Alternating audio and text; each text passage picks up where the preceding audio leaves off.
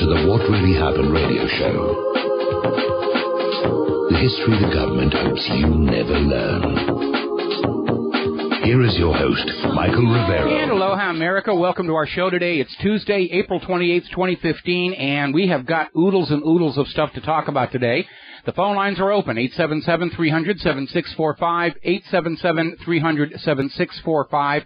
And let's start right off with Baltimore. That's on everybody's mind uppermost right now. There have been thousands of people peacefully protesting in downtown Baltimore. Over the weekend, Al Jazeera was saying everybody's peaceful. There's only a few causing violence, and they're doing it in front of the media cameras. And now we're seeing more and more of that. The numbers of protesters are all over the place, as low as 1,500, as high as 10,000, according to Oraz.com. But the reality is that, yeah, the people carrying out the violence is a very, very tiny group, and yet the American corporate media is just obsessed about them. They're pushing this idea that 20 police officers have been hurt. There's absolutely no reporting of how many citizens have been hurt, other than the one who was seriously burned in a burning building. But they're not commenting on all the people who were abused by the police during the confrontation. The spin and focus is the protesters are bad, the police are good, and they're trying to sell that as hard as they can. More protests underway today. So far, they are peaceful. A lot of security on the streets. Baltimore Police, National Guard, the military hardware is definitely showing up as well. But the situation is still very, very tense. Apparently, the Baltimore Orioles have postponed one of their games, and additional security at the stadium will be in place when they finally play the game. There is a week-long curfew on the city of Baltimore between 10 p.m. and 5 a.m. If you're on the street, you will be arrested. A lot of schools are closed out of concern of children being hurt. Now, we are starting to see, because of a lot of digging into the archives, that Freddie Gray was not the first arrestee to come out of a Baltimore police van with serious injuries. We were talking about the practice of the nickel ride up in Philadelphia. Turns out they have a slightly different name in Baltimore. It's called the rough ride, but it's the same tactic. Grab somebody you don't like, handcuff, hands behind the back, leg irons, throw them in a van, and just drive the van around so that they're sliding around in the back, banging into things. And apparently they have previously caused grievous injury and death, and they got away with it. Well, not exactly this time here. Now, Obama was out there earlier today making a speech about the situation in Baltimore, and he made the comment that rioters are just not allowed to take the law into their own hands. Well, that's a little hypocritical for Obama, who's been skirting the Constitution and the Congress by writing laws from the desk of the Oval Office. You know, he's telling the people of Baltimore not to do what he himself has been doing. And ultimately, the problem is, and there is a legitimate beef, is the fact that the police are not obeying the law. They're not enforcing the law against themselves. They're not in compliance with the Constitution. And we're seeing, again, more and more of these stories of police who will pull somebody over and they have a catch-all excuse, oh, I think I smelled marijuana in the car, in order to search the car. And I got a copy of a letter that was sent to a reader by the Attorney General's office in their home state up in Minnesota, which basically says if you don't do what the police tell you to do, that is grounds for enhanced suspicion and probable cause for them to go on and search you and strip you and whatever they want to do. If you even raise the question of constitutional rights, that is now considered suspicious activity, to stand on your constitutional rights. That shows you just how far we have gone down the road to dictatorship.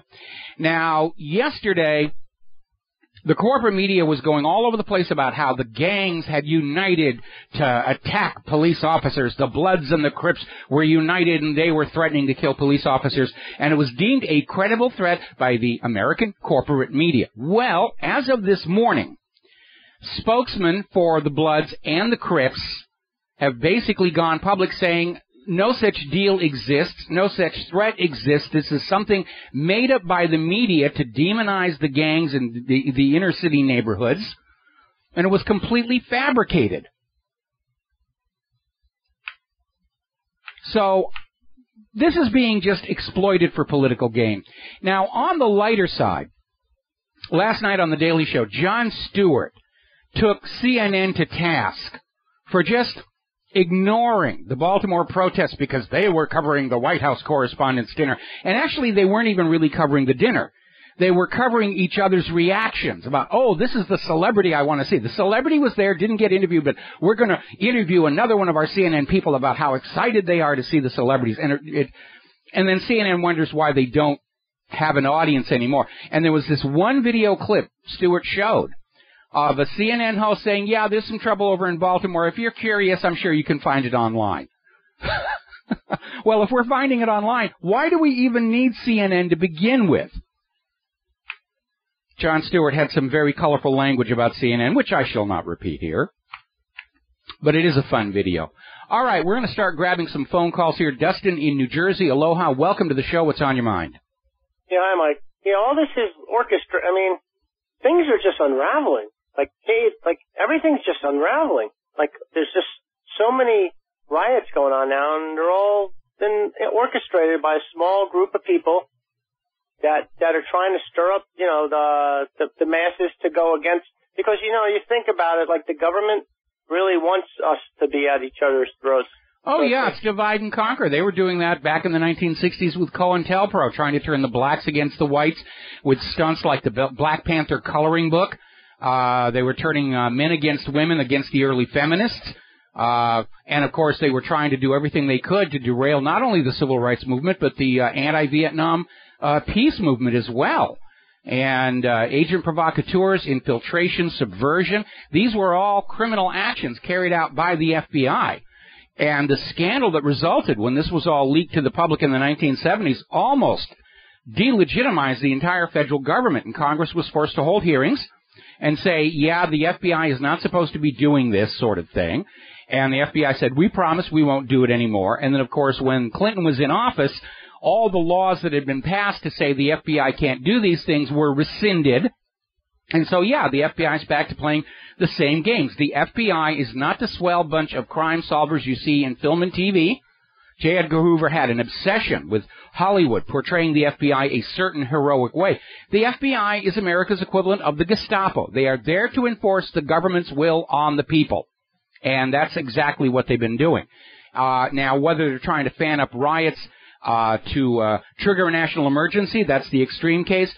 Certainly they want to trigger up conflict between the races, because that's an issue the politicians can campaign on next year. So they don't have to talk about the economy and hunger and starvation and wars in Israel. Oh, we're going to be campaigning on race, and Hillary's campaigning on women's rights, and somebody else is going to be campaigning on gay rights. And that's how every election goes. They set up these fringe issues to get you all distracted by, so they don't have to answer important questions about those aspects of our government that affect all of our lives, like the economy and the wars. And Mike, what's the unemployment rate in Baltimore or in that whole area? 1 to a person. No, I actually don't know what the current unemployment rate, and part of the problem is we can't trust the official figures anyway. The federal government still says it's single digits, and we know that is not true. They don't count people after a couple months. So, I mean, it could have 25% unemployment, and they're saying 5.5. There's no way. It's closer to 30%. It's closer to 30%. It's way beyond the Depression of the 1930s in terms of actual unemployment. And if you go over to the Bureau of Labor Statistics, they lay right out there. People willing and able to be in the workforce versus those actually have a job. Those are the real numbers. But they're not politically correct, especially going into an election year. And do you think they're trying to like create all these riots just slowly at a time to build up to the collapse?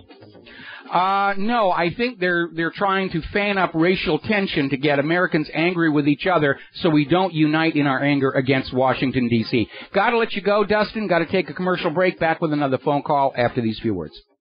Aloha, America. Welcome back to the show. We're hearing now that the Orioles game will proceed tomorrow night, but the game is going to be closed to the public. They need to play the game to stay in the rotation with the other teams, and, of course, the TV rights are a major source of their revenue, but the players are going to be playing to pretty much empty stands at this point.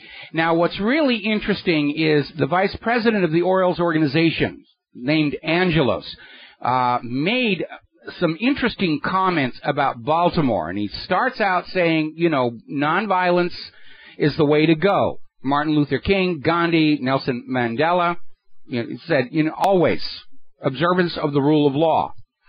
Then he goes on to say there is a real problem out here with, you know, the rage building in the population as our high-paying jobs get offshored to other countries. As the bills go up, the taxes go up, the ability to earn money to pay all these bills goes down, and people are feeling very trapped and angry. And when you have a police force that is brutalizing the population to keep them from standing up and complaining, that is a formula for disaster. John F. Kennedy used to say, those who make peaceful revolution impossible make violent revolution inevitable. All righty, we're going to grab ourselves another phone call here. Damien in New York, aloha, welcome to the show. What's on your mind?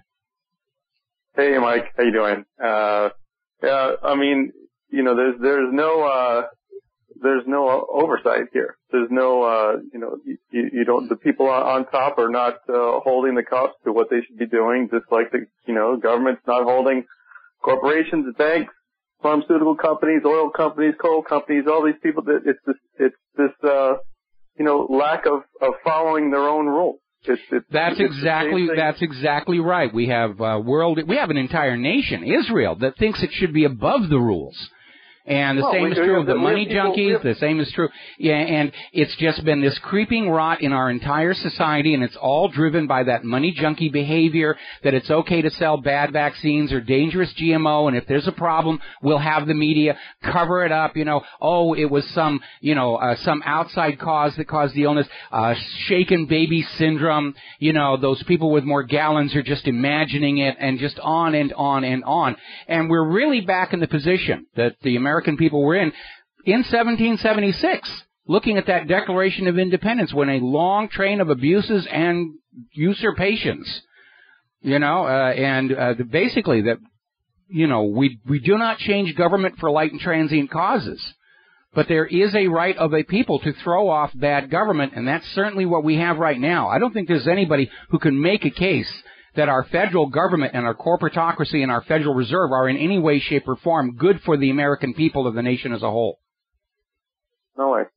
No, I mean you can't have the people that are you can't have people that are profiting making laws and the lobbyists are the people making laws, and now you got the police. You know, they're able to operate with almost free reign.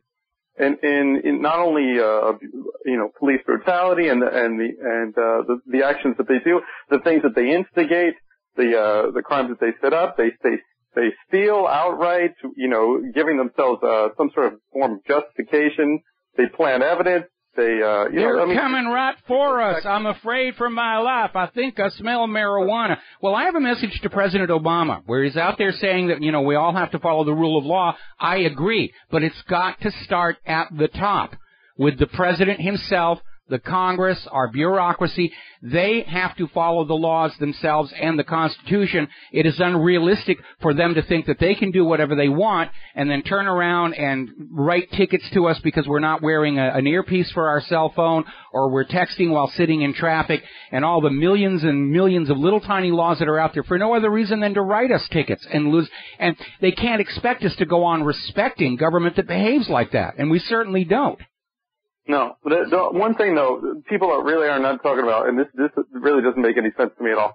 There is no reason why every police officer cannot have a camera. They have plenty of money for this. They spend a lot of money on all these weapons, all these things they're doing. If they're going to make a complaint and an argument about, oh, well, we can't, you know, they're able to shut the camera off or whatever, don't allow that. Don't allow them to shut the camera off. The camera is basically like the same thing. It's evidence. If they're tampering with it or shutting it off, they're tampering with evidence. If they don't shut it off, you know, the video. Wrong with the camera or something like that, they have to go in and they have to get the camera replaced or something like that. It becomes part of the job. That's it. If you are operating within the parameters of your job, within the Constitution, within the law, Damien, there's a flaw there. Even if the police body camera or dash camera is working, we've seen all these cases where, oh my goodness, the video was accidentally destroyed, we can't find it. And now we're seeing more and more municipalities passing laws to say the public is not allowed access to those police videos. Those police videos are only going to be made public if they support the police version of what happened, and if they support the citizens. Right, and that's what I'm saying. That law needs to change. If there's a video and there's something damaged or something like that, then all of a sudden that's it. Then there's a presumption of that officer or that person as guilty, and the person that they're trying to execute supposedly a legal action against that person, that they did something illegally, that person automatically is innocent. Because this is what I'm saying. That we have the technology to be able to do all these things. Well, we do. What we the people don't have is a franchise anymore. Because with the erasing of all campaign finance limitations, our government is being bought and paid for by the money junkies to bring about they've already succeeded. It's a fascist economic dictatorship. And the members of Congress, members of the state legislatures, members of the local community aldermen are not listening to the people any longer. They're doing what they're being told to do by the lobbyists and the people writing those big fat campaign checks. And the orders coming down from the money junkies are keep those people down, crush them down so they can't stand up and start screaming about how they've been cheated over the last several decades. And that's exactly the phase that we're in right now. Now, I don't condone what's going on in Baltimore, and I don't encourage violence for the practical reason that the government is prepared to deal with that with weapons of war that you have been forced to buy for them. But I do honestly think this system is in the process of self-destructing. And if we are just patient and not give the government the excuse they want to declare a national emergency and martial law, that they're going to tear themselves apart. Could even be this year. It's hard to say, but we're hearing all these financial experts saying it's not going to last past September. And when that Federal Reserve, that economy comes crashing down, it's going to bring the federal government down with it, because the American people aren't going to stand up and say, yes, we will support the continuation of this system. Because every American knows no matter how much they pay, no matter how much they obey, no matter how many of their rights they're giving up, all they'll get is more demands on their money, freedoms, and obedience. And it's a never-ending circle. And I think people are tired of it, and that's what's going on in Baltimore, setting aside the obvious agent provocateur. We got to take a break for commercials, and we'll be right back. Oh, hi, America. Welcome back to the show. And the corporate media is showing all the destruction, the property damage. They're focusing on the property damage and these 20 police officers who were injured. They're not talking about the other side of the equation here. And I'm looking at this article over in Countercurrent News, where Baltimore police were caught on video beating up reporters. So we know people other than police officers have been injured, and the corporate media is refusing to cover it because the bias is the police are good and everybody else is bad. And that, of course, is an attitude that indicates we are, in fact, in a police state. And for those who were asking, yes, in point of fact, the Baltimore police received their training on how to deal with crowds in Israel. It was called Project Interchange. And the command officers were sent to Israel, trained in Israel to treat Americans like the IDF treats the Palestinians, and that's what we're seeing on the streets of Baltimore. People in uniform treating Americans of all colors as second-class citizens. They're still trying to push this as a racial issue. And it isn't. It's a police brutality issue. Now, there's another article over there in shareeverything.com commenting about how there was a delay in response to the initial rioting to let it get going. And now, of course, the mayor of Baltimore is out there saying that she never said any such thing as give the rioters room to cause damage. But that's exactly what was done, because this is being managed as a media event. Remember what I said yesterday. For all the protestations that the police wanted to calm this thing down, they kept coming out with these statements that were designed to provoke rage and anger, like how the protesters were all lawless criminals with no respect, blah, blah, blah, blah, blah. And again, you cannot sit up there behind your badge and your gun and your uniform and scream that we have to show respect for law when the police themselves are not doing so. Remember, United States Supreme Court, John Bad Elk versus United States. The police are the police only when they themselves comply with the letter of the law. If the police are acting outside the letter of the law, citizens have a legal right to resist up to and including lethal force. Obviously, for practical considerations, I don't recommend that. But that's where we are. Now then, a lot of arson underway, and they're showing that damage, and they have this video of a rioter poking holes in the fire hoses to try and prevent the firefighters from putting out a fire. Maybe it was just somebody who just thought it was going to be funny, but that to me feels like an agent provocateur. First of all, because they want damage to put in the media to show everybody how bad those American protesters are. And second of all, he did it right in front of a corporate media TV camera. So, moving on out to the rest of the country, apparently not having learned anything from Ferguson or Baltimore or Eric Garner or Trayvon Martin, another video has surfaced out in California of a woman who broke 4 bones in her face and lost several teeth when a cop smashed her head into the ground at the police station while she was wearing handcuffs. That's how out of control these police really are. Now, maybe it's the Israeli training. Maybe it's the fact that police as a category of people are using far more of these prescription antidepressants than the general population.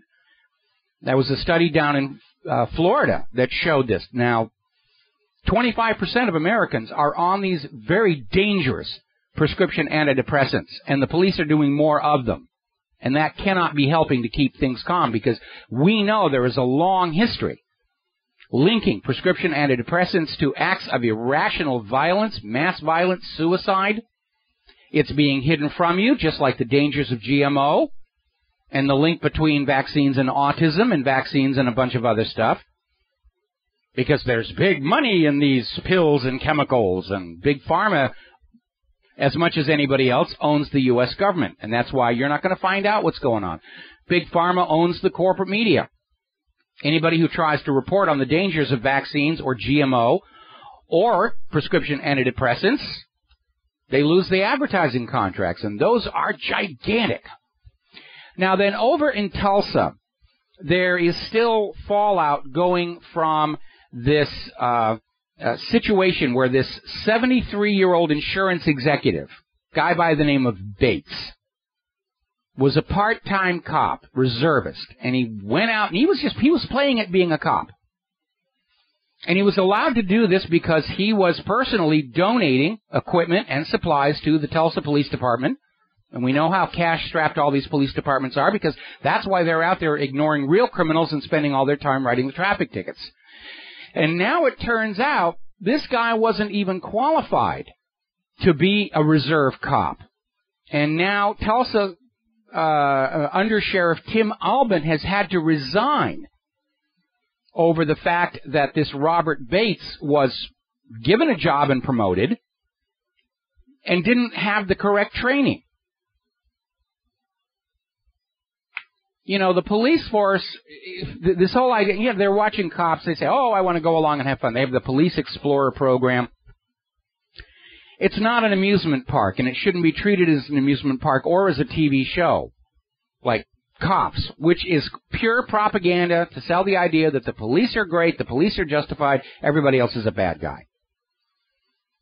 Now, again, I do not condone what's going on in Baltimore. I do not encourage anybody to initiate violence, for the very practical reason that the U.S. government has already prepared itself to kill mass numbers of Americans in order that those who survive will be loyal, obedient slaves. But let us not dismiss the concerns of the people of Baltimore or Ferguson or New York or Detroit or Chicago. There is a legitimate issue here. Police brutality is out of control, because the police are no longer about law enforcement. They are about brutalizing the general American population to try and keep us from standing up and saying, hey, the government is off the constitutional reservation. The entire financial system is corrupt and crooked and criminal and getting away with it. And we think it's time for a change. And that's what the police state is all about, using the police to keep the public silent so that they may be plundered just a little bit longer. All right, so let's move from Baltimore to Nepal. The death toll over there from the monster quake and its aftershocks is hovering around 5,000. Nepal's prime minister is saying it could reach 10,000. It's taking a long time to get into some of these remote areas. It's a very, very difficult country. Of course, that's why the mountain climbers love it so much.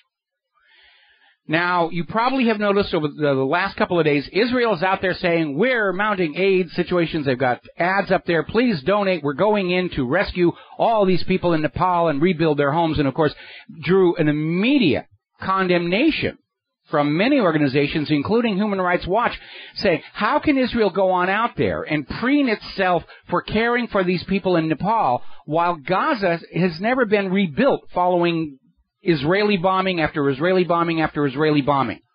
It is hypocritical in the extreme. And it turns out Israel's aid to Nepal is not as wonderful as you might think. This is from Time magazine. Israel has evacuated from Nepal surrogate babies for Israeli parents, some of whom are gay. And they just evacuated 15 Israeli babies, and none of the surrogate mothers were allowed to get on the plane. So that's what's going on over there. All right, real quick. Well, actually, we're coming up on a commercial break. Steve in Massachusetts, hang on. I'm going to take your phone call as soon as we come back from these words from our sponsors. And aloha, America. Welcome back to our show here. And we're going to go ahead and take a phone call. Steve in Massachusetts, aloha. Welcome to the show. What's on your mind today? Hi, Mike. I want to talk to you about the police and everything that's been going on.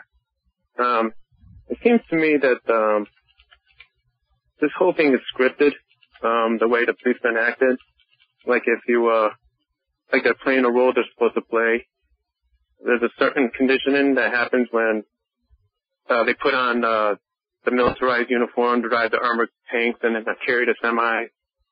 They're being militarized. A lot of people have been commenting on that, and we had that video that came out where the police are being trained on how to justify killing American citizens by saying, I was afraid for my life, and that is the catch-all excuse. And if they want to search your car, all they have to say is, I thought I smelled marijuana. And if they use that and they search your car and they don't find marijuana, nothing bad happens to them. That's the problem. You know, it's just weasel wording to give the police a complete license to violate the Bill of Rights by saying, well, we thought we had probable cause. Okay, what happens to the police when it turns out they don't have probable cause? Absolutely nothing. And that's why it's gotten completely out of control. And, the police have to be held to that Bill of Rights. And if the government won't do it, we have to. Yeah, it's almost like, you know, when you're a kid, you put on a costume and you played a role. Mm-hmm. But these goons, they put on the police uniforms, and it's almost like a conditioning. And it's like, wow, look at this. I'm a bad man. I can. Well, let's be honest. You know, a job where you get to put on a uniform and wear a gun and push people around attracts a certain kind of personality. And maybe the big mistake was allowing that kind of personality to get into that uniform, the badge, and the gun. It's just like the curse of political power. The people who are drawn to political power are the very kind of psychologies that shouldn't be allowed to have that kind of power. Yeah, and it's no surprise that the uniforms are black and menacing and intimidating. Yeah. Yeah. Well, you know, originally police uniforms were supposed to be reassuring, you know, with the copper buttons, which is where the term cop came from.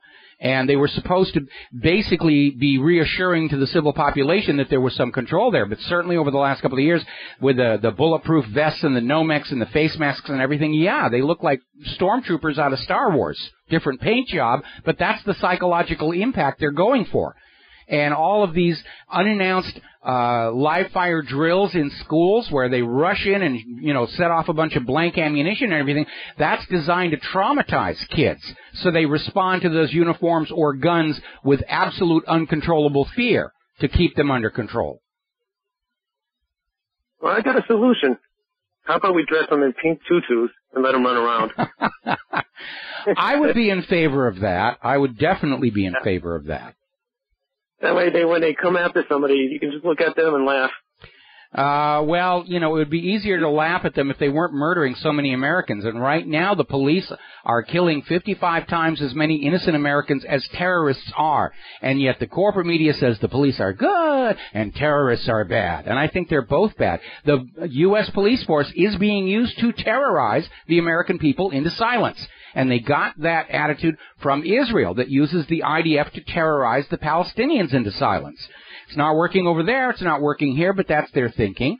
You know, the Israeli Navy went out and shot up a few more Palestinian fishing boats the other day. That's not crime prevention. That's not preventing smuggling. That's keeping up the level of fear and terror on a captive population. Yeah. One more thing is, when you say that people are waking up, I think part of that's true because, you know, I've been talking to some coworkers lately and about everything that's going on. And everybody knows there's something that's not right. And people are definitely waking up, and they know something's not right. What we need is like one unifying force to get everybody together to stand up. Well, what we're looking for is a catalyzing event. Something that the government does that is so over the top and obvious that even the most diehard living in denial American is going to wake up and say, all right, this has gone on far enough. The government propagandist's goal is to prevent a single catalyzing event from occurring so that all of these encroachments on our freedoms and our rights and our wealth and our children's lives for wars are little tiny nibbles from the edge. So the American people are denied a single point of focus they can point at and say, this is over the line, this delegitimizes the government. And, you know, that's definitely a part of the propaganda strategy is to take away everything from us, but blur the reasons for it and the cause so that there is no single point that we can say, all right, this has taken us over the line, you know, in terms of the long train of abuses and usurpations. And unfortunately, they can't keep that up forever. Sooner or later, the aggregate of abuse is going to bring the nation to a boil. And if, in fact, Baltimore is being kicked up for political propaganda reasons, I think they need to be careful because one of the scenarios that may be at work is to have riots based on race in Baltimore, New York, Boston, Detroit, Los Angeles to justify declaration of a national emergency. But if they're not careful, if there were staged riots in multiple cities, they could trigger a genuine mass uprising of the American people. Because I know everybody calling this show, all the emails I'm getting, everybody is angry, and they're tired of waiting for there to be some kind of a change.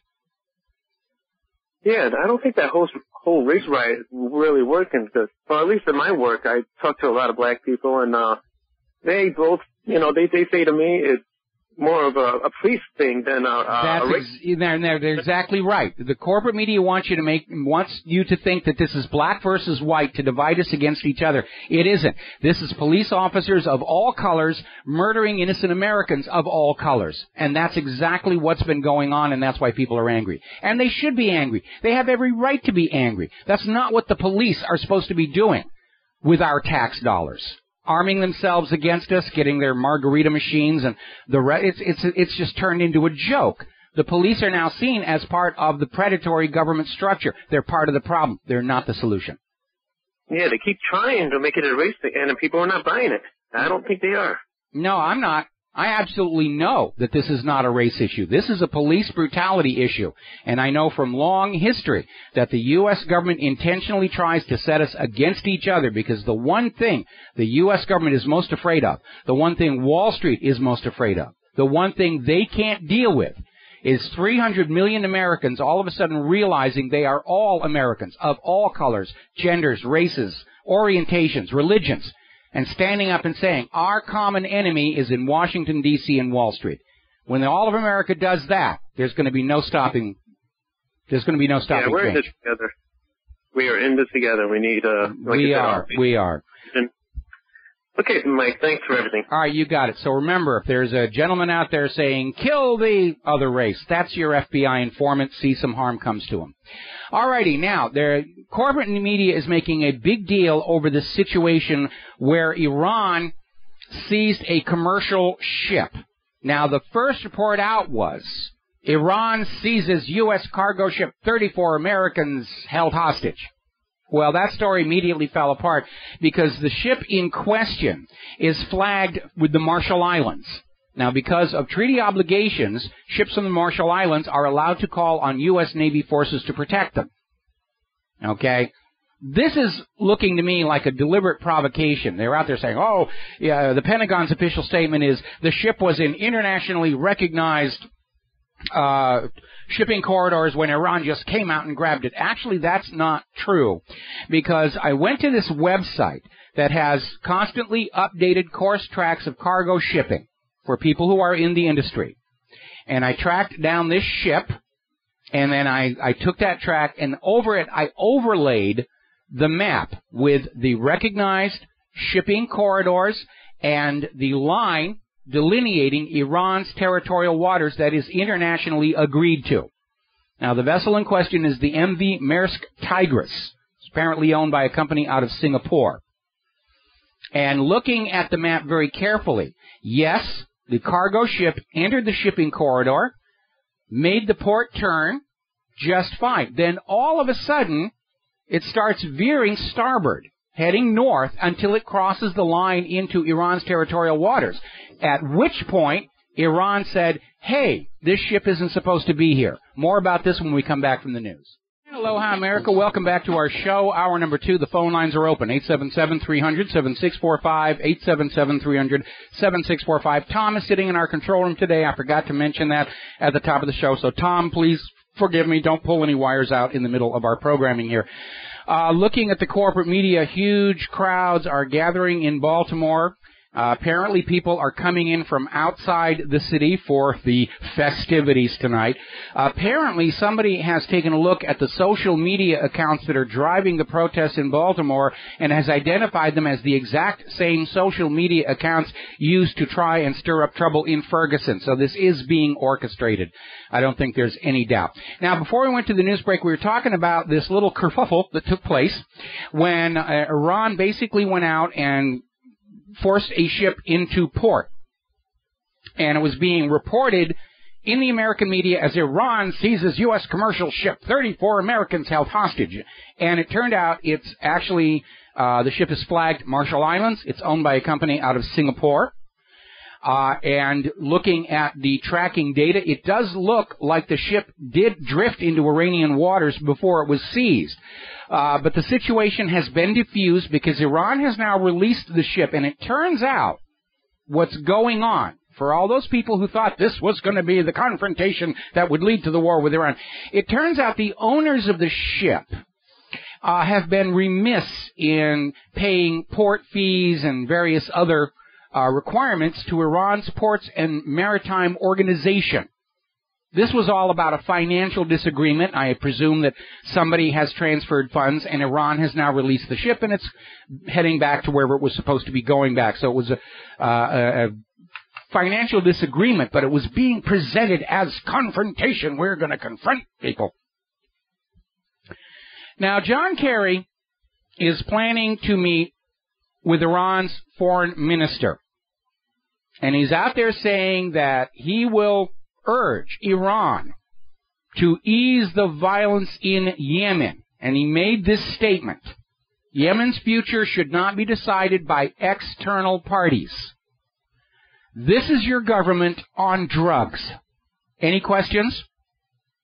Because Yemen is in the mess that it is in. Because back in 2012, the United States, an external party, intervened to drive President Saleh from power and install the U.S. puppet Hadi. Obama declared it a successful intervention right up to the moment the people of Yemen started to give Hadi the old heave-ho and get their own government back, at which point another external party, Saudi Arabia, acting as a proxy for the United States, launched a war against the people of Yemen to punish them for refusing to allow their nation to be ruled, for the benefit of a foreign power. And so for Kerry to be, and the spin is always, oh, this is Iran's fault. It's all Iran's fault. No, it's not Iran's fault. The United States' fault. Because the United States cannot rid itself of the addiction they seem to have of going into other people's countries and mucking about. Which is why these countries hate us. They don't hate us for our freedoms or because we have Disneyland. They hate us because our government messes around with their government. Now, the current score of evacuation, Russia, 1,700, America, 0. In terms of foreign nationals evacuated from Yemen. Now, the United States is mounting a rescue operation in Nepal, which is a good thing. But it underscores the fact that the United States abandoned American nationals inside Yemen, who are now getting out courtesy of Russia. And the only possible explanation for that is the United States government wanted the people of Yemen to grab some of these Americans, because the people of Yemen understand it was the United States who started this mess back in 2012. And I think the U.S. government was hoping if they could get some of the people of Yemen to murder some of those Americans in a very bloody, spectacular fashion, that the American people would say, heck yes, take my children, give them guns, throw them into Yemen, and we will teach those people what for. And that obviously didn't work. The Iran propaganda is continuing apace. Forbes came out with an article, will Iran attempt to seize control of the Saudi oil fields? Going to be a little tricky going through Iraq. But again, Iran has not initiated a war of conquest against another country in over 200 years.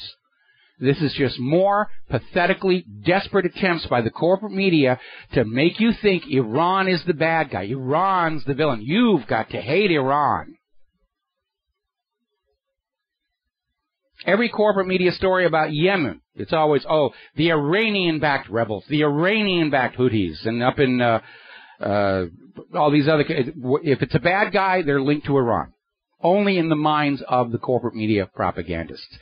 Now, having pretty much botched Yemen, you would think the U.S. government might step back, take a pause, and say, all right, let's try and settle some of these situations down before we go any further. But apparently not, because we're getting reports that Egypt is going to attack ISIS in Libya.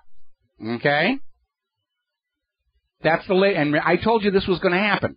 When the people of Libya decided they'd had enough of their U.S. puppet rulers and started to kick them out, I said sooner or later we're going to be told ISIS is in Libya so that the U.S. or a U.S. proxy can attack, and that's exactly what's happening. They're not going to be happy until we're really, truly in a world war and there are mushroom clouds blooming all over the planet here. Just to show you how chaotic things are getting with all these U.S.-initiated conflicts, the Ukrainian army has now asked the Donbass Self-Defense Forces to help them against what's called the Azov Battalion, which is kind of running around Ukraine answerable to nobody, and Kiev can't deal with them.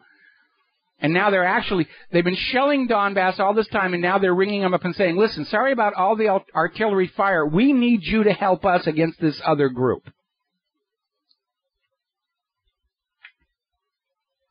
Now, up in Finland, there's been another story about suspected submarine. Okay, and it was even mentioned on the SRN Newsbreak that Finland dropped depth charges on a suspected submarine. Now, according to the actual reports, the Finnish Navy were using what are called handheld depth charges. These are not designed to actually inflict damage. They're noisemakers.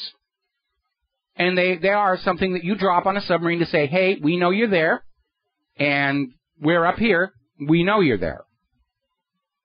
And this is in the Baltic Sea, and nobody knows whose submarine it is. In theory, there shouldn't be any submarines up there to begin with. Now, maybe it's a U.S. submarine. Maybe it's one of those Israeli submarines. Because one of the potential false flags to really get war going, either with Iran or with Russia, is for Israel to sneak in with one of their Dolphin-class submarines, which are very quiet, hide underneath either Russian or Iranian ships, flip off a torpedo at a U.S. ship, and sink it and blame the bad guys for it. That's what they tried to do with the attack on the USS Liberty. Even as Israel was attacking the USS Liberty, the government of Israel was informing the U.S. government that Egypt was trying to sink their ship. It's Egypt. And there was actually a military strike, a U.S. military strike, on the way to Cairo when the crew of the Liberty finally got an improvised radio antenna up to replace the one the Israelis had shot away and said, hey, these are Israelis attacking us. And so the strike was recalled. And the official story of, oh, it was really bad weather. There were clouds all over. Nobody could see it was we thought it was an Egyptian horse carrier because, as we all know, Egyptian horse carriers have giant dish antennas all over them. And U.S. flags as well. And that was the official story. Israel's always trying to trick other people into attacking their enemies. They did it in Libya with the fake radio transmitter, the Lavon affair, the attack on the USS Cole. Their participation in 9/11, this is what Israel does. And we need to be careful about any loud bangs that the media tells us are from Russia or Iran. We'll be right back.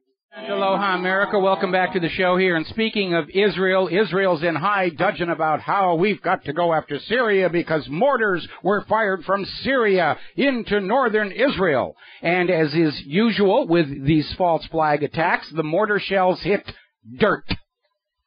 Open areas. Blew up some dust. That's it. No damage, no injuries, no deaths. Just 2 mortar shells into Israel, into empty ground. That's the signature of these false flag attacks. All right. We're going to go to the phones here. Nate in Virginia. Aloha. Welcome to the show. What is on your mind? Thank you. Yeah, before I forget, you're not on shortwave, are you? I don't believe so at the moment, no. Crap. Oh, excuse me. Yeah, please anyway. Watch your language here. They're never going to let us on shortwave. You talk like that. Yeah. Well, yeah, what else is new? Yeah, before you went to break, you were mentioning some of the dastardly deeds of the Israelis and how they're instigating some of false flags to get people to attack each other. And you mentioned the coal. I'm not clear on what role they ever played in that incident. The USS Cole was a ship that was bombed supposedly by terrorists to anger Americans against, and I forget what kind of, in fact, it may have even been Yemen now that I think about it. But as has always been the case, it turned out the official story was full of holes, and the Cole didn't actually sink, but there were reasons to think that it was another operation by Mossad.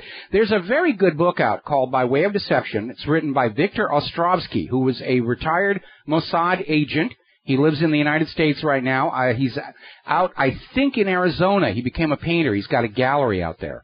And in the book, he lays out all these hoaxes that Mossad is famous for. I mean, the motto of the Mossad is, by way of deception, thou shalt conquer. Israel lives by the dirty trick. I mean, they're only half the size of New Jersey. It's not like they really have a lot of land to build a fearsome military with. So Israel basically survives and promotes its own agenda by an endless series of dirty tricks. A good example would be the raid on Entebbe, which they made a movie, and Charles Bronson was in it, about how these dastardly Palestinians hijacked an airliner full of those poor Jewish people and took it to Entebbe, and Idi Amin got to get on the world stage and say, we're going to fix all of this. And then years later, the British media came out and said they had found documents that Israel's Secret Service, the Shin Bet, had actually organized the hijacking to blame on the Palestinians. And, you know, anytime there's any progress toward Palestinian statehood or recognizing the Palestinian people and their right to a nation, there's always a convenient terror attack that's blamed on Palestine. And then years later it comes out it was another operation by Israel.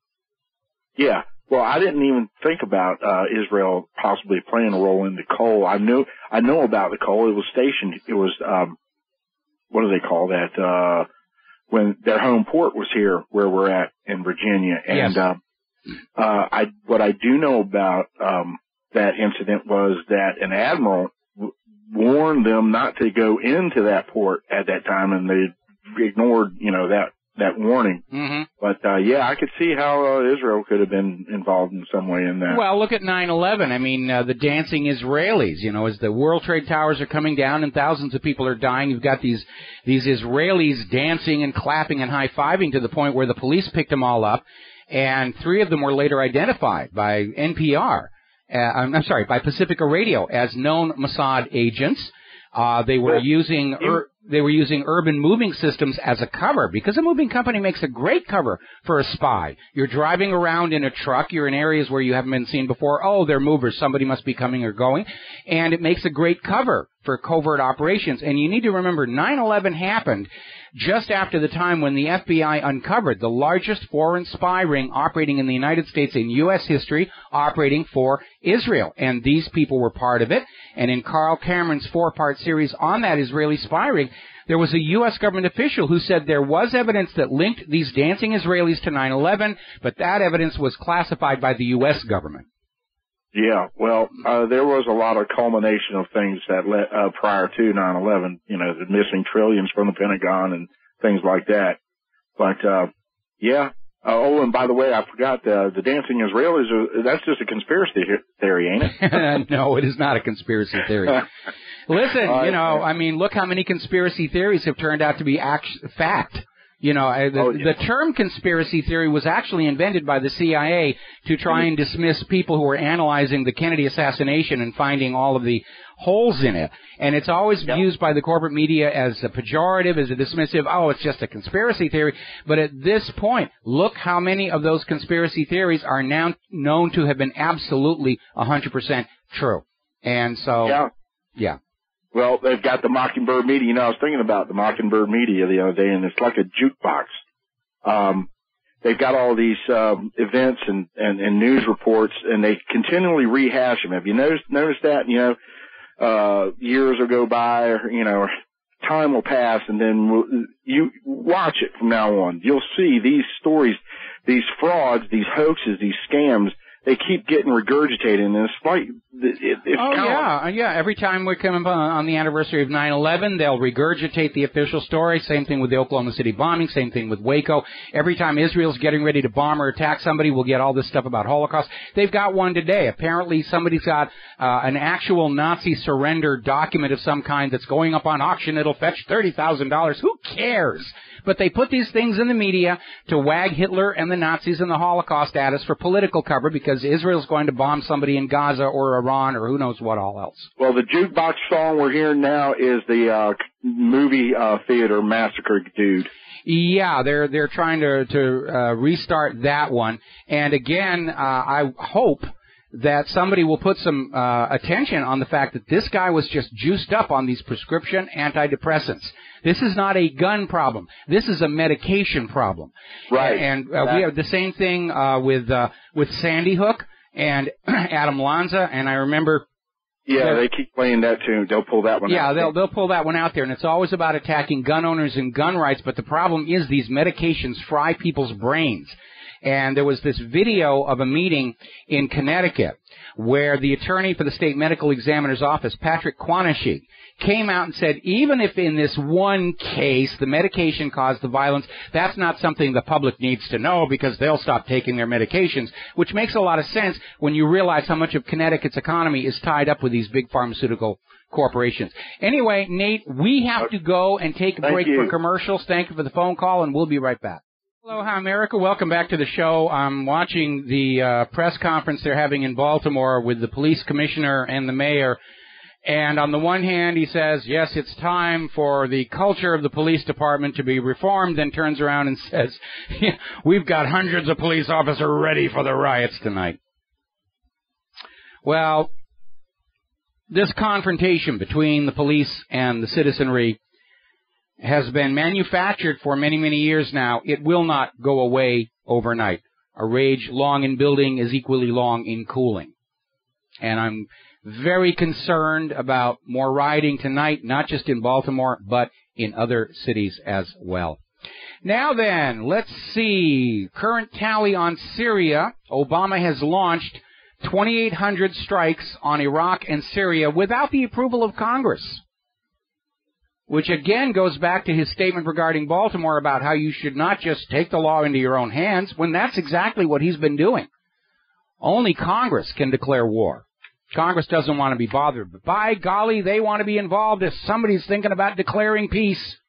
We absolutely are going to have the final say on that. For our masters in Tel Aviv, who have told us how war with Iran fought by Americans will be glorious, and God's will, and all those other really good things here. Now, over in Israel, the Arab population has called a general strike in a protest against the continuing, expanding, accelerating house demolitions by the government of Israel in areas where they're not really supposed to be doing that, like East Jerusalem, to build more of these Jewish-only settlements, which are violations of international law. So the Israeli Arabs have called a general strike in protest. And they're actually getting a little bit of support now from the United States, or at least from the Obama White House. Not Congress. Congress is bought and paid for, and these are men and women of honor. Once they're bought and paid for, they stay bought and paid for. But as you know, when Benjamin Netanyahu tried to end-run Obama with the United States Congress, it did open up quite a schism between Israel's government and the White House. As well it should have. I don't agree with Obama on very, very many things, but in this case he was right. Netanyahu went way over the line. Even a lot of Israel's American support is saying that really was tacky for Netanyahu to do. And it's opened up this schism.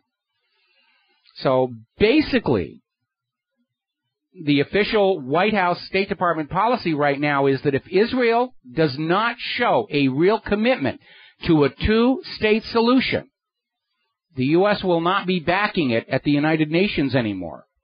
It's a veiled threat saying no more vetoes of Security Council resolutions from the United States of America until you actually show progress toward the two-state solution. And the two-state solution is the solution. And if Israel would simply accept that, all of this bloodshed and violence and deception could have been avoided. But Israel's attitude has always been, you must recognize our right to exist. And Palestine and the other nations in the Middle East have said consistently, we will recognize Israel's right to exist 1 second after Israel recognizes Palestine's right to exist. Seems fair to me. But Israel's attitude is they will not grant to Palestine that which they're demanding for themselves. Israel's attitude continues to be, we have a right to exist. You Palestinians, you don't exist. You never did throughout history here. And somewhere in this box I've got an actual Palestinian coin from before yeah, there it is. Here we are. For everybody who's out there saying there's no such thing as Palestine, it's a 50 mils silver coin from Palestine from 1935. For those of you on BAM User TV, there it is. And all Israel has to do is grant to the Palestinians that which they want for themselves, and all will be well. But Israel cannot bring themselves to do that. And that is what's caused so much turmoil in the Middle East. Israel continues to behave as if they are above international law. They don't have to formally draw their borders. They don't have to have a constitution. They are allowed to be apartheid. Everybody else has to play by the rules, not Israel. Israel's building nuclear weapons, trying to sell nuclear weapons to other countries, will not sign the Non-Proliferation Treaty, will not allow IAEA inspections, and yet Israel stands up there pointing the finger at Iran and saying, they're bad, go after them, you hurt them for us, they are within 3 weeks of building a nuclear bomb. And Israel's been saying that since the 1980s. Double standards and hypocrisy are the root cause of wars, upset, disharmony. Why can't the government of Israel view the situation from a point of fairness? Israel wants to exist? Fine. So does Palestine. Fine. Israel doesn't want to recognize Palestine's right to exist because they want Palestine, and they want part of Iraq and part of Egypt. They want Eretz Israel, the greater Israel, from the Nile to the Euphrates, because that's what these semi-literate Bronze Age goat herders wrote 2,000 years ago, that Israel is supposed to be. All right, we're going to grab ourselves a phone call. Cameron in the United Kingdom, aloha. Welcome to the show. What's on your mind? Hi, Michael. I hope you're okay. Michael, just one quick thought and one quick question. My thought is that you always say people don't sort of hate us for our freedom. I know one group of people who hate every American for their freedom, and that's politicians. Yeah, politicians. Yeah, you know, clergy. Yeah, the control freaks hate everybody for having freedom. Ordinary people, we all love freedom. I want to be free. I want you to be free. I want the Muslims to be free. I want the Palestinians to be free. I want the Israelis to be free. It's only governments and money junkies, power freaks, warmongers, and control freaks who are absolutely convinced that the entire human race must be corralled and controlled to enrich themselves personally. And they are the authors of all the misery in history. Absolutely. The other thing, Michael, where is the army in all this, in the situation in Baltimore? Because they've sworn oath to fight all enemies. Technically, the army cannot take to the streets. It's a violation of a law called posse comitatus. The Marines can. The Marines are exempt, but at the moment they've got the National Guard, and the National Guard and the Baltimore Police have the latest and greatest U.S. military weapons. So, again, for very practical considerations, I would caution against violence. Unfortunately, the agent provocateurs are out there starting violence, knowing that the crowd is just going to join on in. Yes, let's go have fun. I'm getting my social justice by stealing toilet paper from CVS. I absolutely agree with you, Michael. But there is one thing. I mean, it's at the end of the day, it's Marines' job to protect the people. And that's not violence. That's actually their oath, fulfilling their oath. Yes. I mean, you have that in U.S. We don't have that in U.K., unfortunately. They don't say domestic or foreign. You know, they just say, well, we're sworn oath to be faithful to the Queen. And that's it, really, not even people. But over there, you know, they've sworn oath to be faithful to people, to protect people. And I mean, the British oath is toward the leadership. The American oaths are to the Constitution, which is the property of we, the people. And it's a major sticking point for the U.S. government. In fact, during his first term in office, Obama was out there trying to get people like teachers to swear an oath of loyalty to him personally. I actually went through this when I was, the first time I went up to go teaching at the University of Hawaii. And they said, you have to recite this oath. And I said, I do solemnly swear to preserve, protect, and defend the Constitution. They said, that's the wrong oath. I said, that's the only one you're going to get from me. They hired me anyway. We got to let you go. Take a break for commercials. We'll be right back. And aloha, America. Welcome back to the show here. And this whole situation in Baltimore is starting to look more and more weird. The current police chief in Baltimore was the former chief of police in Oakland, California. And we know how ugly that got during the Occupy movement. And now I'm looking at the news, and apparently there are protests starting in Oakland in sympathy with what happened in Baltimore. I hope that they will stay peaceful. But it is starting to spread, and the agent provocateurs are out there rubbing their hands together saying, oh boy, we're going to party tonight. Anyway. Now then. Getting on back to Israel. Article out of imemc.org. Spread of the BDS movement unprecedented worldwide. Now, we know that Israel is trying to get boycotts against themselves declared illegal all over the world. And it's another example of their double standards and hypocrisy. Because boycotts are a recognized form of peaceful protest. And as far as Israel's concerned, you can boycott the Arabs all you want, but you are not allowed to boycott us. Apparently, they have even snuck language into the Transatlantic Trade Investment Partnership Treaty and the Trans-Pacific Treaty, saying that signatory nations will not allow the boycott and divestment sanctions movement in their country. It's already against the law in the United States for companies to boycott Israel. Boycott all the Arabs you want. Boycott Russia, boycott China, boycott American corporations. You cannot boycott Israel. They're above the law. You're not allowed to protest them, you Hitler-loving, anti-Semitic, whatever. But it is growing because ordinary people think it is time Israel be held accountable for their crimes against the Palestinian people, and the Syrian people, and the Lebanese, and the Egyptians, and Americans. For Rachel Corrie and Furkan Dogan, the crew of the USS Liberty, and everybody who died in the World Trade Towers. And BDS is having an effect because British bank Barclays used to be listed as a shareholder in Elbit Systems, which is the major Israeli military company, manufactures drones.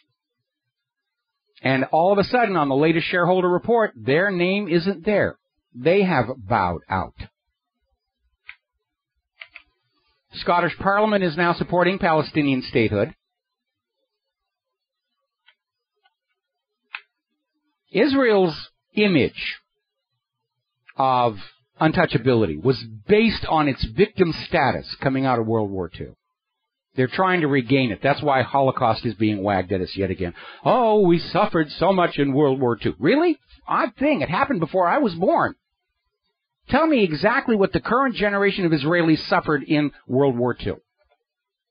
I mean, did you annoy them as much as you're annoying us?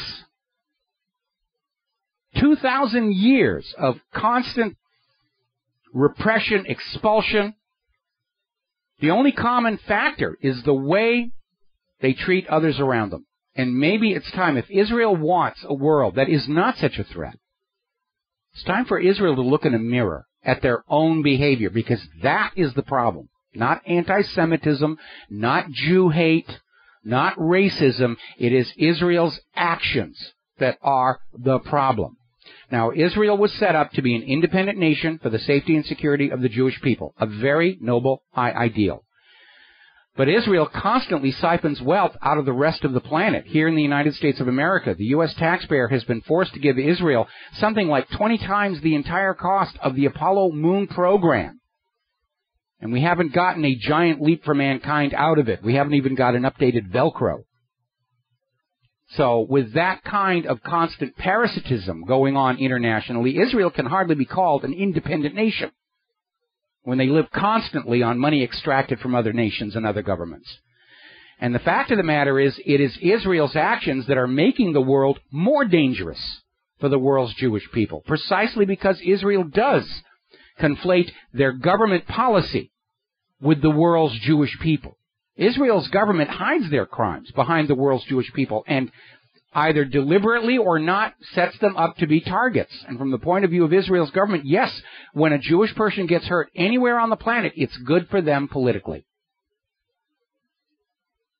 Israel is still running itself as if it is a Bronze Age tribal nomadic kingdom. And that's inappropriate in the 21st century nuclear age. Now, apparently down in Gaza, in the Wadi Gaza, it's a valley in the central Gaza Strip. It's a wetland area. It used to be known for its biodiversity, but apparently Israel started constructing a sewage treatment plant in 2011. And then they called it off. And as a result, the raw sewage that was supposed to go to the plant is now being flooded down through this valley to the Mediterranean Sea, which means it's not suitable for agriculture or even living in. And this is something that we have seen all over Gaza and the West Bank. Every time there's another one of these Israeli settlements, they just dump the raw sewage out a pipe onto neighboring Palestinian land. It's a symbolic gesture with very real consequences. Now then, turning to the economy and looking at Greece. Right now, Greece has paid so much money to the Troika, to the money junkies, to the vultures, the predators, whatever you want to call them. They are currently 400 million euros short to pay their own wages and pension payments. And the core problem is they're out of money. they have been absolutely sucked dry by the European Central Bank, the machinations of Papandreou and Goldman Sachs. They have no money and no way to really make money because there's no investment going in there. Now, May 7th is the next payment due. They don't have it. They're angering their own population, trying to grab it. They're dealing with a mutiny by their local municipalities who are now refusing to send any cash surpluses to Athens. And so we're in the final days of Greece as a part of the European Union. Meanwhile, of course, Russia's out there saying, come on over to our side, we'll take care of you. And they will. They did it to Cyprus.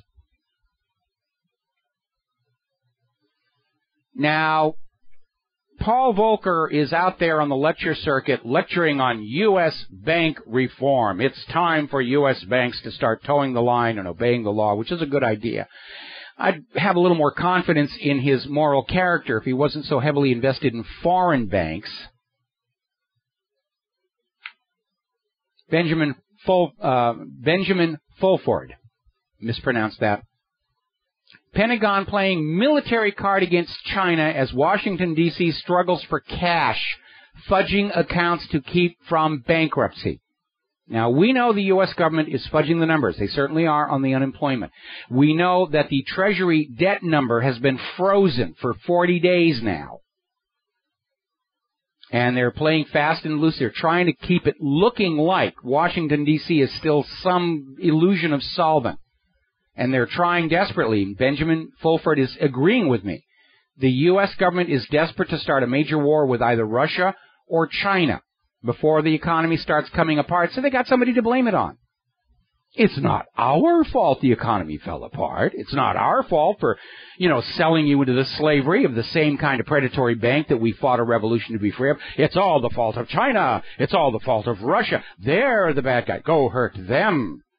We're politicians. We would never do anything wrong.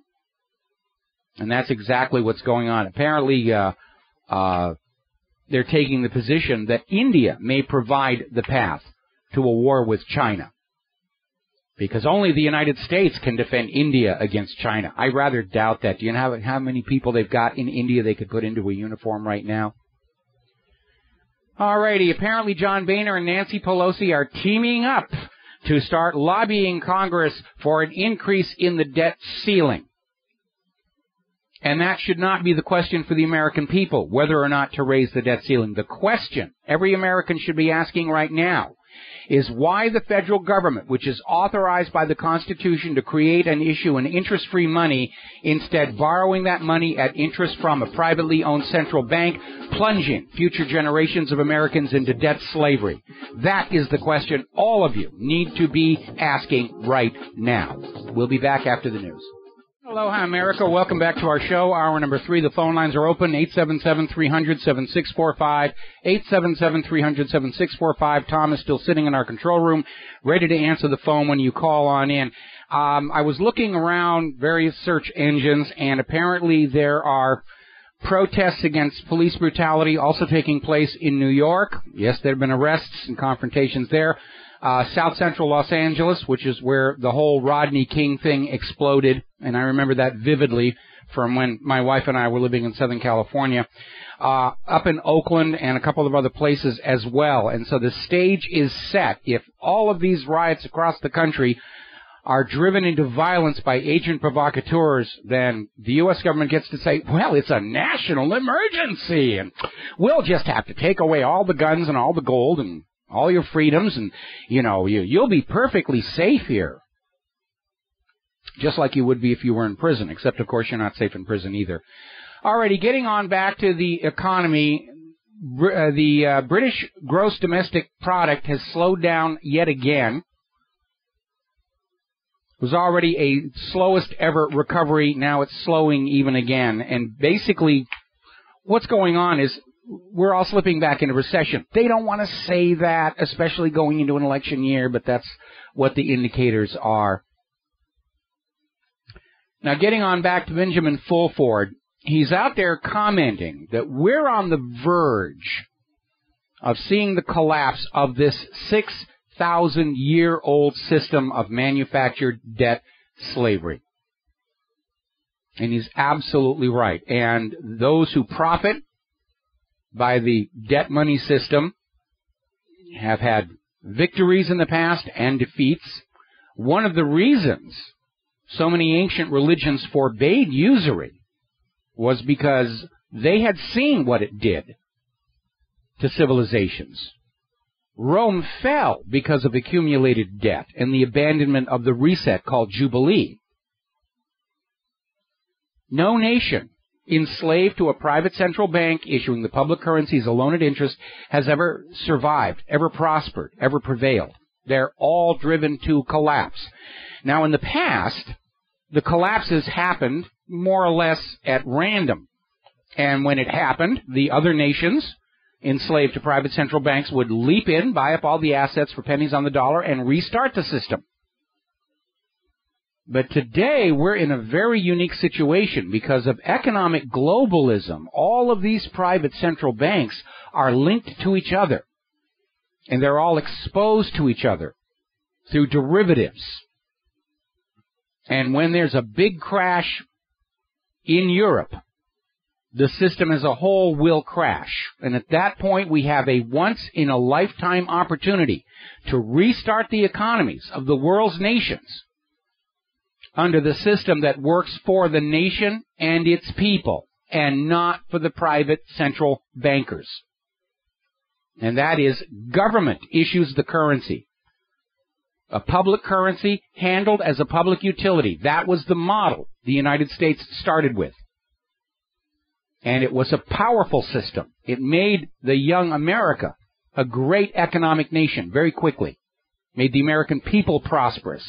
Powered innovation and development. And the private central bankers of Europe absolutely hated that and did everything they could to subvert it, with the first and second banks of the United States and finally with the Federal Reserve. And more people are beginning to understand that we live in a society of rule by banker, rule by compound interest, rule by perpetually manufactured artificial debt. And it is a system of enslavement. Because you have to do whatever people who've got those stacks of paper and ink tell you to do, don't you? You can't refuse them, or you will starve. You will lose your home. There was a wonderful movie out once called The International. And it was about a bank sort of loosely based on BCCI that was involved in arms trafficking. And there was a wonderful quote in there where one of the investigators is saying, you know, they want to control the conflict by controlling the weapons. And this banker, who's being very candid with him, says, no. It's not about controlling the conflict. It's about controlling the debt the conflict produces. The essence of the banking industry is to keep us all, whether we be nations or individuals, slaves to debt. That's what it's set up to do. And it's made the owners of these private central banks the wealthiest people on earth. So wealthy, they never show up on these Forbes lists of the richest people, because they don't want you to know how rich they are off of your backs. So we know that this system is coming to an end. It's going to crash, and we have to be ready. When some carpetbagger shows up and says, just sign your name right here, we'll get the whole system running again. You grab that promoter of a new private central bank, you give him a good thick coating of tar and feathers, and you run him out of town on a redwood rail. Because redwood leaves these really deep splinters in the nether regions. Now then, very interesting article out of the Los Angeles Times pointing out the fact that most of the money that Los Angeles spends supposedly to deal with the homeless problem is actually going to the police departments. It's not going to feed the homeless. It's not going to build shelters or find some way to get them off the street. It's going to the police, so the police will go whoop on the homeless people and make them go someplace else so the tourists don't see them. We have the same thing here. They're not trying to fix homelessness. They're just trying to hide it from the tourists. Now, our political system has become totally corrupted. When this nation was started, there were very strict limits on donations to political causes and candidates, under the theory that the size of a politician's campaign war chest was a true measure of their popular support, because politicians under the U.S. system are supposed to be working for we the people. Well, all those restrictions have been eroded over time, and now we have an oligarchical system where the top 0.1% of the American population account for 42% of all campaign cash. So when a politician gets elected to office, who do you think they're going to listen to? We the people? Or the person whose signature was on that big multi-million-dollar campaign contribution check? Which gets us back to Sheldon Adelson, who's out there in Nevada with his Adelson primary, and the GOP contenders are all out there trying to convince him that they're Israel's best friend in the U.S. government, and they got their hands out to him. They're not even trying to hide the fact that the government of Israel and its assets in the United States have bought the U.S. government for the benefit of a foreign power. The people of Iraq didn't like being ruled by a puppet government. The people of Syria didn't like being ruled, or rather, Libya didn't like being ruled by a puppet government. People of Yemen don't like being ruled by a puppet government. Government of Iran didn't like it. Cuba didn't like it. Philippines didn't like it. Why should we, the American people, be any more happy about living in a nation whose government serves a foreign power openly, even defying the office of the presidency to serve that foreign government's desire for a war against Iran, fought by your children? Let's see. Oh, we have a caller on the line. James in South Carolina, thank you for waiting. I'm probably going to have to take you through the commercial break, but let's get started. What's on your mind? I got a question. I'm wondering, has this ever been tried? In fractional reserve banking, I can think it goes up about 10 times, right? You got $1,000, they loan out about $9,000, $9,500, something like that. That's correct, is it not? Well, it used to be 8-to-1 leveraging, but they've taken that requirement off to allow the banks to just loan as much money as they please based on a very tiny deposit. And, of course, that puts the bank in a very fragile situation, which is why the Federal Reserve is having to print new money to cover all of these loans. The system is completely unstable by design, and it is showing the instability now. We got to take a break for commercials. Thank you very much for the phone call, and we'll be right back. Hi, America. Welcome back to the show here, and the phone lines are lighting up here. Before I take a phone call, though, over the break I was watching the Fox News feed. They are still running the story about how Iran has captured this cargo ship and is taking it to land, and the USS Farragut is en route to investigate, and how the U.S. has full authority to protect the interests of Marshall Islands shipping in the region. This story is already over and done with. It was a financial dispute. Iran has already released the ship. But, you know, Fox News is not going to turn down a chance to demonize the Iranians. Oh, those Iranians, they grabbed this ship. Anyway, all right, let's grab ourselves. Oh, James in South Carolina, you're still back on the line. You had one more question. Okay, I wanted to ask, if it doesn't cost anything to create money, why couldn't banks charge 50% on the principal if they're loaning? They'd still, instead of 1,000% profit, they'd make a 500% profit. Well, because they're greedy. The reason they are in banks, the reason they set up the private central banks is they are money junkies. They're addicted to other people's wealth. From their point of view, it's just numbers in a computer or stacks of ink and paper. And you need to understand, banking is not a science. It is a religion. It is a set of arbitrary beliefs that you are brainwashed to believe as a child that works for the benefit of the priesthood, in this case, the bankers. And it's all about the bankers keeping control over the economy, over society, over you, in order to enrich themselves so that they can live in palaces while the vast majority of the human race are living in slums. And that's the way they think the world is supposed to be.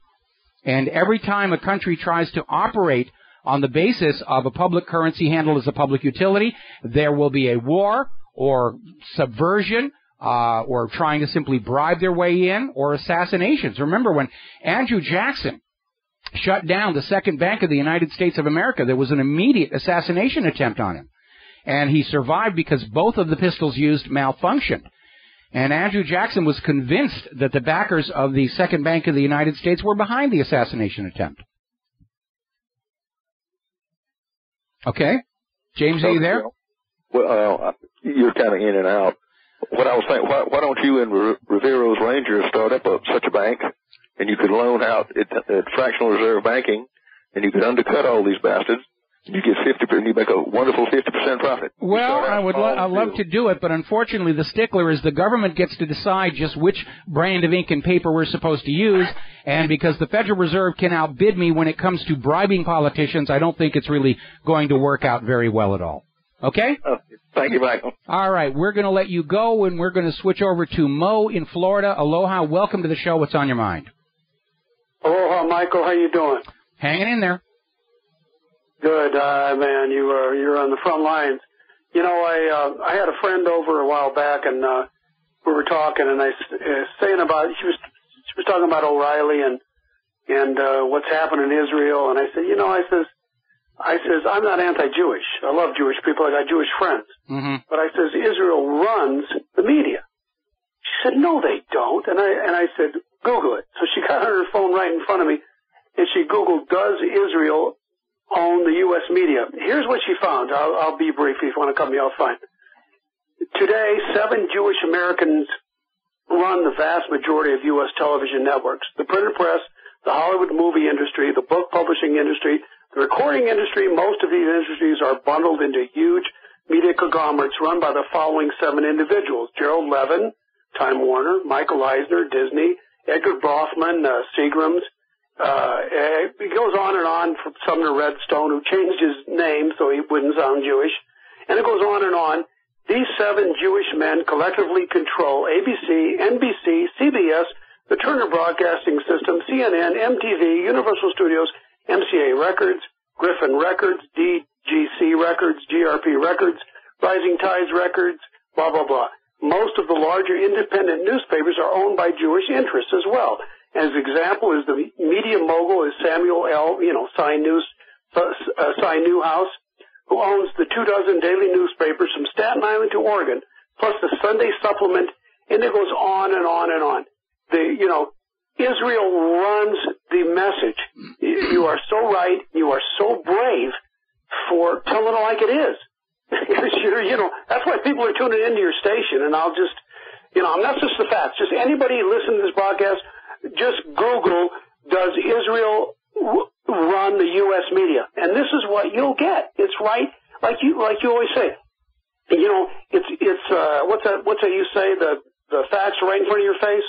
Yeah, just be your own best analyst and decide for yourself here. And don't forget that part of the leaks that came out of the Sony computer files leak, the email leak, was how the executives at Sony are in direct communication with the government of Israel to make sure that Americans are being propagandized with the right message to serve the government of Israel. We live under a puppet rulership for the benefit of a foreign country. And just like the people of Iraq and Iran and Yemen and and Libya don't like it, we don't like it either.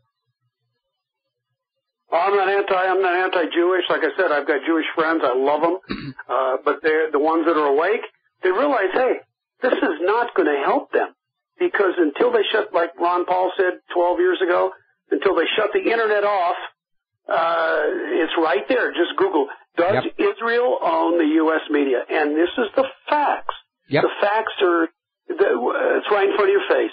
But thanks, Mike. I'll hang up and appreciate your comments. All right. You got it. Thank you very much. And, yeah, absolutely. It's a reality. And, there are a lot of people. Again, it's another one of these weird double standards. If you're in Hollywood and you're Jewish, you can get out and say, yeah, the Jews are running Hollywood. If you're not Jewish and you say it, you get blacklisted. It's just this weird situation here. All right. One more phone call before the commercial break. Dennis in Oregon. Aloha, Dennis. Welcome to the show. What's on your mind? Have you seen the new Toyota fuel cell ad where they make hydrogen from both? Yes, and I've had a whole bunch of people calling me about the commercial and the ad and everything, and frankly, it's starting to sound like product placement. So thank you very much for the phone call. We're going to let you go. If you want an ad on my show, buy and pay for it. You can talk to GCN Live and they'll run your commercial, but this is getting a little obvious of people calling in and trying to use the phone calls to promote a given product or whatever. And by the way, there's an article we're going to be talking about next segment where all of these so-called green technologies are actually turning out to be far more polluting than the technologies they replace. But it's whiz-bang and it's advertising and it's marketing. And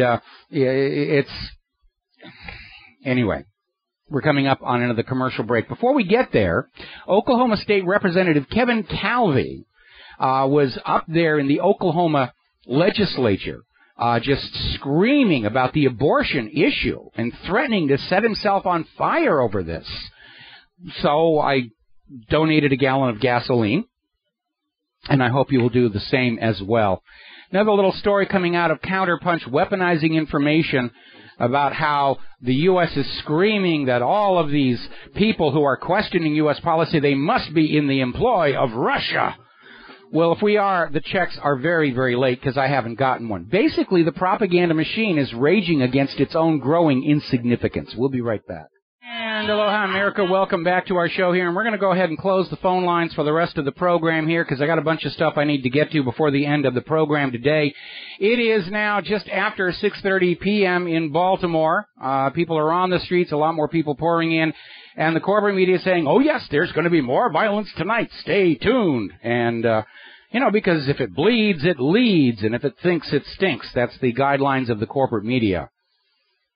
5 disasters and a fashion show. That's your general format that's going on out there. Now, over at this London University, there's a students' union, calls itself the Goldsmiths Union, and scheduled this event to promote diversity and equality. So far, so good. Then they announced that if you are white or male, you're not allowed in. Because this is about diversity and equality, and so therefore we're going to be exclusionary. Now, of course, this Goldsmiths University of London is now in defensive mode, saying, no, we're not being racist or sexist. We just don't want whites and men in here. All righty. Now then, very weird decision coming down from the 7th Circuit Court of Appeals regarding banning of high-capacity firearms magazines and assault weapons, where the court basically ruled that a ban on assault weapons and high-capacity magazines is valid based on the feelings of the population that the ban will make them safer. In other words, they're not even trying to go out and say that the people who have these kinds of weapons are dangerous or committing crimes or anything, but we're making our neighbors uncomfortable. And on that basis, they can violate the Second Amendment. That's the latest gun grabber dodge. Your guns are making your neighbors unhappy. Therefore, we have a right to ban you from owning them. That's ridiculous. This is one of the most bull-headed pieces of judicial jargon to come on down the pike in a long time. Mostly because Britain went through exactly the same thing. They passed a draconian gun ban, and they passed it on the idea that the population of Great Britain felt safer with all these guns taken away. The reality was quite different. Britain, like every other place that has passed a gun ban, saw crime explode upward, including home invasions, where the people would just come on into the home, take the TV with the family still watching it, because they knew the family couldn't do a thing about it. And crime went way, way up, and Britain kept their gun ban on the excuse that even though the British people were actually at far greater risk of harm and crime, they felt safer. They'd been convinced they were safer with the gun ban, and therefore they're going to keep the gun ban. Now, nowhere in the Constitution is the government allowed to constrain my activities because somebody else disapproves. It's just not in there. The government is allowed to constrain my activity when I cause direct physical harm to somebody else or their property.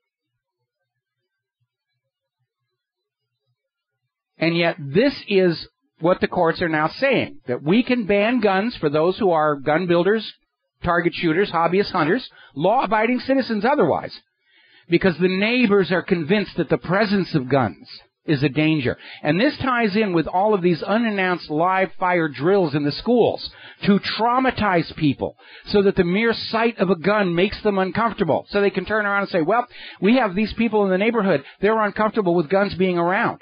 So we're going to take all the guns. Problem solved. Certainly from the point of view of the U.S. government it is. Now, over by Chernobyl, as if those poor people in Ukraine did not have enough problems, there are apparently some wildfires around the remains of the Chernobyl nuclear power station. And for the last several days, the government in Kiev has been saying, it's not a problem, not a problem, not a problem, not a problem. Today, it's a problem.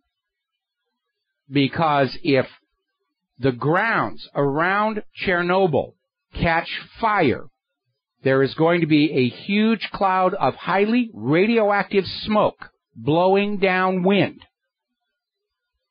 from that area. They didn't really clean it up. They just sealed it off. And there's still a huge amount of contamination there. Now, Kiev apparently tried to calm everybody down a few days ago by sending in this very attractive female scientist to take pictures of herself in the control room of the reactor building, saying, see, it's not radioactive anymore. Everything is just fine. I don't think so. Speaking of radioactive, on my wall here, I have a photo of the Baker test, part of the Crossroads series down here in the Pacific, which was one of the really big atomic bombs. And as part of the test, they parked a bunch of old World War II ships, some Japanese, some Americans, just to see how the bomb would affect them. One of them was the aircraft carrier, the USS Independence. And it was rather seriously damaged by the bomb. And after it was all over, they towed it back to San Francisco. And they sank it south of the Farallon Islands in 1951 in an area designated as a radioactive waste disposal location, right near some wildlife preserves and fishing grounds. And apparently, using a robotic drone, they have relocated and sonar scanned the remains of this aircraft carrier, and they're saying it's in remarkably good shape, considering that it was nuked and has been in the ocean corrosive influence for all these years. So they're treating it like, huzzah, huzzah, we relocated this antique warship. It is a reminder that the U.S. government has basically dealt with the toxic byproducts of war by just dumping them out of sight. If you can't see it, it's not a problem. We have a lot of those around here in Hawaii, and you will see on the navigational charts areas where it clearly says, weapons disposal site, do not dragnet here. And a lot of that stuff down there includes chemical weapons. Nobody seems to know what's going to happen when those casings corrode all the way through and what's inside starts leaking out. But the people who did it, hey, they're all dead and gone. Not their problem. I just got to stick it in this hole and, it just has to be there until I die, and then it's somebody else's problem. Which gets us to this wonderful article that came out at warisacrime.org. Mother Earth is weeping for her children. And it's talking about the serious environmental damage being done by the U.S. military machine. And isn't it kind of weird that you have Al Gore and all these other environmentalists weeping about nature and screaming about our plastic bags and everything, but you never see them stand up and talk about depleted uranium munitions, chemical weapons, explosives, Agent Orange, which is still affecting the people in Vietnam. You never hear these environmentalists talking about that environmental damage. It's only your environmental damage that's a threat to the earth and must be atoned with carbon taxes and controls over your life. But the military, they can do whatever they want to the environment because they serve the greatness of the empire. But it is. I mean, the military is the largest consumer of these fossil fuels. Nuclear fallout, biological weapons. War is the greatest threat to Earth's environment, certainly a lot more than our carbon dioxide, but we're not supposed to think about that. We're supposed to just accept that human activity is warming planet Earth, and we will atone with a carbon tax. No, we won't. It's nonsense. By the way, it is snowing in some parts of Britain right now, and the forecast says it's going to continue into the month of May. May snow in Great Britain. Dallas-Fort Worth is looking at record cool high temperatures today. Colorado is getting more snow. Wake up and smell the icicles. The world is not warming, and it's not your fault. We'll be right back. Aloha, America. Welcome back to the show. And as we have mentioned many, many times before, all of this global warming and the rest of it was just a big money-making opportunity, and it would have worked out brilliantly, except that Mother Nature pulled a fast one. The sun started lowering its output energy, and the world has actually been getting cooler for quite a long time now, and they're trying to hide it and pretend it's not so, because it's all about selling products. It's about selling carbon credits, about selling carbon taxes. Now, up at the University of Toronto, Christopher Kennedy, who's their professor of civil engineering, has come out with a report with some new research looking into these so-called green technologies, including ethanol and electric cars. It says the actual numbers are showing that these are causing more pollution than our current fossil fuel-powered vehicles. Now, we've been talking about ethanol for quite some time. The reality is that ethanol produces far less energy than gasoline. So you have to buy and burn more of it to accomplish the same amount of work in your vehicle. For older cars, ethanol dissolves the soft components of the fuel systems. Now that they're moving to the E15, there are brand new car manufacturers whose vehicle warranties explicitly say if you put this ethanol in your car, the engine is now exempt from the warranty. It's bad for the engine. And it is not carbon neutral because of the processing of the plant matter into ethanol. Every time you put another step in an energy pipeline, you lose efficiency.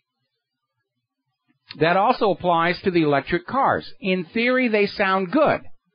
But where it breaks down is, where is the electricity coming from to either charge your battery or to create the hydrogen for the hydrogen car? Where's that electricity coming from? Well, for the most part, it's still coming from oil and coal-fired power plants. And because it is going through the process of creating electricity to store in a battery to then power the engine, or go through electrolysis to create hydrogen, which is a notoriously inefficient process, to be then stored in the car and recombined back to electricity, you're losing efficiency every step of the way. And so it actually pencils out. These are less good for the environment under the current technology, unless somebody comes up with a way to produce large volumes of electricity. Because our current electrical infrastructure can support 1 out of every 50 people having an electric car. But if everybody's got an electric car, the demands on the grid are going to be far greater. Our current electric grid cannot support everybody driving an electric car. It has to evolve together, but it's being sold as good for the planet, and it turns out it actually isn't. Look at all these windmills that are out there that were sold, and they had tax incentives and all kinds of stuff, and they're falling apart. Less than a fifth of the way through their supposed design life expectancy, and they're falling apart. They're exploding. Because these are not real technological solutions to environmental problems. They are get-rich-quick schemes. Because that's pretty much the only thing holding the U.S. economy together these days, is a get-rich-quick scheme. Get my money, get on out, get down to the Caymans. Speaking of get-rich-quick, there was an interesting story that came out of the ArsTechnica.com. And apparently there was this 87-year-old Illinois grandmother, Pauline McKee, was in Iowa, and they went to one of the legal casinos there, started playing one of the slot machines, which announced the grandmother had won $42 million. Okay, now there's something you need to know about slot machines. Those little wheels spinning around in the window are not actually the game taking place. Those are a display device. The actual calculation of odds and winners is handled in a computer chip, and it's done that way so the odds can actually be even more remote than the actual wheels would allow. So the wheel spun around and came up and said $42 million prize. The casino immediately said, this had to be a computer malfunction. We don't have to pay you the money. There was a sign on the machine that says, malfunction, voids all pays and plays. The grandmother sued, went all the way to the state Supreme Court. The state Supreme Court sided with the casino, saying, yeah, if they say it's a computer failure, they don't have to pay you the money. Your total payout was $1.85. And, of course, she spent a lot more than that for the legal fees. So those of you who like to go to casinos, even when the gambling machine says you won, the casino may say, nah, it's too much money. It was a computer glitch. Really, it was a computer glitch. We don't have to pay you. All righty, let's see. Getting back to human-caused global warming, Michigan is bemoaning the fact that this record cold winter, which you're not supposed to remember when they're out there telling you March was the hottest March on record, the record cold winter has seriously damaged Michigan's cherry crop. They figure they've lost about 5% of the entire crop to the hard freezes. But the world is getting warmer. You are to blame, and you will atone by paying carbon taxes and allowing some environmental authority to tell you what to do here. Robert Kennedy Jr. has come under serious attack from the orthodox medical establishment, the medical industrial complex, because he's out there saying there are issues with vaccines. Nobody should just blanket accept anything shoved at you in a needle. And he's talking, he was interviewed in this documentary film, Trace Amounts, and we had some of the production staff of those on the show not too long ago. And it's now out on DVD. And it's a very well-made documentary about the harm that some of these vaccines can actually cause. And one good illustration of that, of course, is this flu vaccine caused brain damage in 60 children. They did get a payout from the vaccine company. But the vaccine companies seem to take the attitude of, if it only hurts a few people, it's okay for us to sell. And the vaccine was called Pandemrix, caused serious problems, including narcolepsy and cataplexy in about 16,000 people.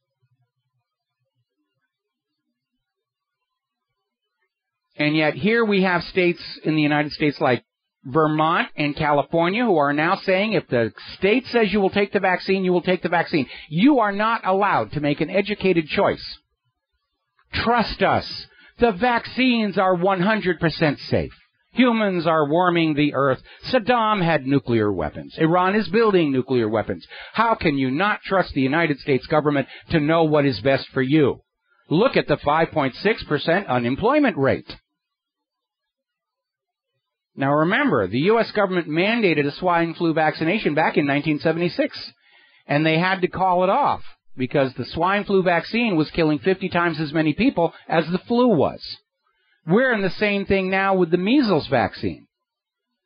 The vaccine court that handles settlements for vaccine damages acknowledges over 100 people have been killed by the measles vaccine, yet the CDC says that no American has died of measles itself in over 10 years. Now, there's another story out here regarding Gardasil. Here it is. This is on CBS, no less. Women who receive the Gardasil vaccine may be more likely to be infected with the higher-risk strains of the virus than women who don't get the vaccine. In other words, they're saying if you get the vaccine, you're more likely to get the disease. But don't worry, if you get sick, they got a shot for that. They got another pill for that, and they got more pills and ointments for the side effects from that. It's all about money, and your health is not a factor. In fact, the entire medical industrial complex could not survive if we were healthy. They need us to be constantly, chronically sick to make money off of us. That's why they're trying to outlaw vitamins and homeopathic remedies and nanosilver and alkaline water, anything that we could use to keep ourselves healthy, because if we're not sick, they don't make billions of dollars. And in the United States, fascist states of America, making billions of dollars is the top priority, no matter who has to die for it. There's the music. Time for me to get out of here and get some animation work done, pay a few bills. We will be back tomorrow here on the Genesis Communication System. Please take time to locate your local talk, radio, AM, or FM station in your neighborhood. Contact them. Ask them to carry the programming from Genesis Communication. They can go to gcnlive.com for more information. Thank you very much. We're trying to build our audience. We're picking up more affiliates all the time. We'll be back tomorrow. Aloha, America.